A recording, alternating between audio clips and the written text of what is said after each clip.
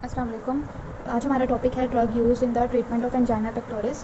तो ये वाला चैप्टर नंबर 12 है मिनी कैल्शियम से। ये रिपन कोड से भी आप करना चाहें तो वहाँ से कर सकते हैं, लेकिन वहाँ पे काफ़ी लेंथी है और यहाँ पे जो है वो बहुत ही अच्छे से लिखा हुआ है और जितना हमें रिक्वायर्ड है वो सारा इसमें कवर हो रहा है। तो इसलिए ये वाला चैप्टर जो है वो हम मिनी कैल्शियम से करेंगे। बाकी CBS में कुछ ऐसे चैप्टर्स आएंगे जो हमें रिपन कोड से करने हैं, ये यहाँ पर थोड़ी मुश्किल है, तो वो साथ के साथ मैं आपको बताती रहूँगी। तो ये हमारी पहली वीडियो है CBS पे, drug use in the angina pectoris. तो सबसे पहले हम स्टार्ट करते हैं कि एंजाइना क्या होता है। एंजाइना जो है वो प्रेशर लाइक पेन होती है कार्डियक इस्कीमिया, यानी जो हार्ट है उसको ब्लड वेसल सप्लाई कर रही होती है, उनको हम कहते हैं कोरोनरी आर्टरीज।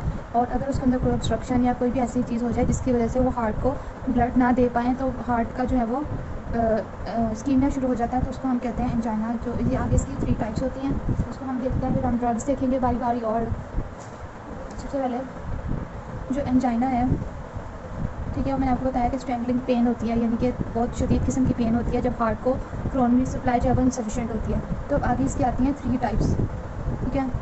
इसमें नंबर 1 टाइप जो है वो है एथेरोस्क्लेरोटिक। आपने ना इनके अल्टरनेटिव नेम्स भी याद करना है, क्योंकि अल्टरनेटिव नेम्स के से भी MCQs आ जाते हैं और SCQs भी आ जाते हैं। तो एथेरोस्क्लेरोटिक का दूसरा नाम है वेस्ट, या फिर इसका नाम है स्टेबल एंजाइना, या फिर एफर्ट इंड्यूस्ड, सॉरी रेस्ट इसमें नहीं है, एंजाइना ऑफ एफर्ट भी कहते हैं इसको, ठीक है। तो इसमें क्या होता है कि ये आपके पास कोरोनरी आर्टरी है, इसके अंदर कोई थ्रोम्बस आ जाता है, ठीक है। तो इसमें थ्रोम्बस आ गया, जो लोग ज़्यादा फैटी मील्स खाते हैं, कोलेस्ट्रॉल ज़्यादा होता है जिनका, तो उसमें आ जाता है, थ्रोम्बस बन जाता है। और ये आपके पास हार्ट है आपका, यहाँ से जो है कोरोनरी ब्लड सप्लाई जा रही है, जो पहले ज़्यादा जा रही थी तो अब थोड़ी जा रही है, लेकिन जो हार्ट है उसकी रिक्वायरमेंट जो है वो पूरी हो रही है, यानी जिसको जितनी भी चाहिए थी वो हो रही है। लेकिन जब वो कोई एक्सरसाइज करेगा या फिर ठंडे इलाके में जाएगा, अपहिल चढ़ेगा, ये सारे इसी तरह से सिनेरियो आते हैं कि वो अपहिल जा रहा है, कोल्ड कंडीशन है, एक्सरसाइज करता है तो उसको पेन होती है। नॉर्मल कंडीशन में वो बिल्कुल ठीक है, क्योंकि जब वो रेस्ट कर रहा है तो हार्ट को इतनी ज़्यादा ऑक्सीजन नहीं चाहिए होती, ठीक है। तो लेकिन प्लेग बनने के बावजूद जो है वो उसकी डिमांड जो है वो पूरी हो रही होती है। लेकिन जब कोई वो ऐसा काम करता है जिसमें ऑक्सीजन रिक्वायरमेंट ज़्यादा होती है, ब्लड सप्लाई ज़्यादा चाहिए होती है कोरोनरी आर्टरीज में, तो वो फुलफिल नहीं हो पाती, तो फिर एंजाइना यानी पेन होती है। तो ये है एथेरोस्क्लेरोटिक एंजाइना, ठीक है। एफर्ट इंड्यूस भी इसको इसीलिए कहते हैं। अच्छा, तो हमने अभी पढ़ लिया है कि जो एथेरोस्क्लेरोटिक एंजाइना क्या होता है। तो ये 90% केसेस में एथेरोस्क्लेरोटिक होता है, और इसके अंदर जो है वो 15 मिनट के लिए पेन रहती है, उसके बाद जो है वो बंदा रेस्ट करता है तो फिर से वो ठीक हो जाती है। जो नेक्स्ट है हमारे पास वो है अनस्टेबल एंजाइना। पहले हम वेरिएंट पढ़ लेते हैं। वेरिएंट इसके भी 2-3 नाम है, वेरिएंट भी कहते हैं, वेजोस्पास्टिक भी कहते हैं, प्रिंस मेटल भी कहते हैं। इसकी ये 2-3 नाम है, ये आपने याद करने हैं। तो इसमें होता क्या है कि वेजोस्पैज़म हो जाता है, यानी जो कोरोनरी आर्टरी है, फॉर एग्जांपल ये इसके ऊपर थ्रोम्बस अगर बना हुआ है तो वो एथेरोस्क्लेरोटिक एंजाइना है।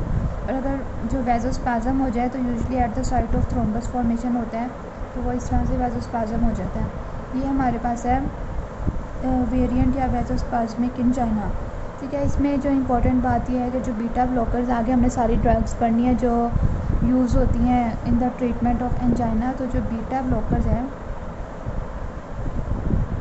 वो कॉन्ट्राइंडिकेटेड है इन वेजोस्पास्टिक एंजाइना, क्योंकि जो बीटा ब्लॉकर्स हैं वो फर्दर वेजो कंस्ट्रिक्शन करवाते हैं। तो ये इसमें पहली वेजो कंस्ट्रिक्शन हो रही है, बीटा ब्लॉकर्स देने से जो है वो मज़ीद वेजो कंस्ट्रिक्शन हो जाएगी और एंजाइना जो है वो वर्स हो जाएगा। नंबर 3 पे आता है अनस्टेबल एंजाइना, ठीक है। अनस्टेबल एंजाइना, इसको एक्यूट कोरोनरी सिंड्रोम भी कहते हैं। इसमें क्या होता है कि जो आपकी थी आर्टरी और इसमें आपका ये थ्रोम्बस बना हुआ था, तो थ्रोम्बस जो है वो ब्रेक डाउन हो जाता है, ठीक है, जिसकी वजह वहाँ पे साथ में जो है वो क्लॉट्स बनने लग जाते हैं, प्लेटलेट एग्रीगेशन शुरू हो जाती है, और साथ में वेजोस्पैज़म भी हो जाता है। तो इसमें क्या होता है कि तीनों चीज़ें इकट्ठी हो रही होती हैं। एक तो थ्रोम्बस बना हुआ है, एक प्लेटलेट वहाँ पे एग्रीगेट होने लग जाएंगे क्योंकि थ्रोम्बस ब्रेक डाउन हो जाता है, और नंबर 3 पे वहाँ पे वेजोस्पैज़म भी हो जाता है। तो ये तीनों चीज़ें जब इकट्ठी हो जाती हैं तो उसको हम कहते हैं अनस्टेबल एंजाइना। और ये एक मेडिकल एमरजेंसी है, और इसमें जो है वो ड्रग्स इतनी काम नहीं आती, तो इसमें हमें जो है वो एंजियोप्लास्टी वगैरह करनी पड़ती है, और इसमें हमें फौरी तौर पे डील करना पड़ता है। तो ये हमारे पास थी जो एंजाइना की डिफरेंट टाइप्स हैं। ये देखिए यहाँ पे है एथेरोस्क्लेरोटिक एंजाइना, एफर्ट इंड्यूस्ड है, और क्लासिक एंजाइना। ये 90% केसेस में होता है, 15 मिनट्स के लिए रहता है। नेक्स्ट हमारे पास जो है वो वेजोस्पास्टिक एंजाइना है। जिसको प्रिंस मेटल भी कहते हैं, 10% होता है और ये ड्यूरिंग स्लीप भी होता है, क्योंकि इसमें जो वैसोस्पाज़म है वो तो कभी भी हो सकता है। नंबर 3 पे है अनस्टेबल एंजाइना, जिसको एक्यूट कोरोनरी सिंड्रोम भी कहते हैं और क्रिसेंडो एंजाइना भी कहते हैं, जिसमें एथेरोस्क्लेरोटिक प्लेक होता है, प्लेटलेट्स होते हैं, वैसोस्पाज़म, ये तीनों हो जाता है और ये एक मेडिकल इमरजेंसी है। तो ये थी बेसिक टाइप्स ऑफ एंजाइना। उसके बाद हम ये थोड़ा सा पढ़ेंगे जो ये कॉन्सेप्ट के लिए, उसके बाद हम थेराप्यूटिक स्ट्रेटजीज़ देखेंगे। Thank you.